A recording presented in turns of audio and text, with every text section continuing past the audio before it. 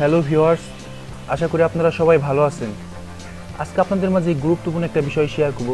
সেই বিষয়টি হলো কিভাবে আপনার কম্পিউটারে মোবাইল ফোনের অ্যাপস ইনস্টল করে ব্যবহার করবেন। আমরা অনেক সময় মোবাইল ফোনের অনেক কাজ করতে চাই, বা আমাদের কাছে মোবাইল থাকে না, বা বিভিন্ন কারণে কম্পিউটারে মোবাইলের অ্যাপস ইনস্টল দিতে পারলে অনেক কাজ করা সম্ভব হয়, আমরা অনেকে করতে চাই। তো আজকে আপনাদের দেখাবো কিভাবে আপনার কম্পিউটারে মোবাইলের অ্যাপস ইনস্টল দিয়ে কাজ করবেন।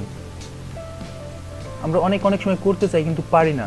তো আজকে আমি সেই বিষয়টা আপনাদের দেখাবো কিভাবে আপনি আপনার কম্পিউটার, ল্যাপটপ এবং ডেস্কটপ যাই হোক না কেন আপনার অ্যান্ড্রয়েডের অ্যাপস ইনস্টল দিতে পারবেন এবং মোবাইলের মতো সম্পূর্ণ কাজ করতে পারবেন।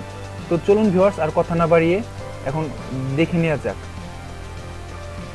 প্রথমে আমি গুগল ব্রাউজার ওপেন করছি। আপনি যে কোনো ব্রাউজার ওপেন করবেন, আপনার যে ব্রাউজার দিয়ে ইউজ করতে ভালো লাগে সেই ব্রাউজার ইউজ করবেন। যে কোনো ব্রাউজার ওপেন করলেই হবে। তারপর আমি আগে থেকে বের করে রাখছি। তারপর আপনি এই লিঙ্কটাতে ঢুকবেন, android.net। তো এই লিঙ্কটাতে ঢুকবেন। আমি এই লিঙ্কটা আমার ডিসক্রিপশনে দিয়ে দেবো, সেখান থেকে চাইলে আপনারা ঢুকতে পারেন।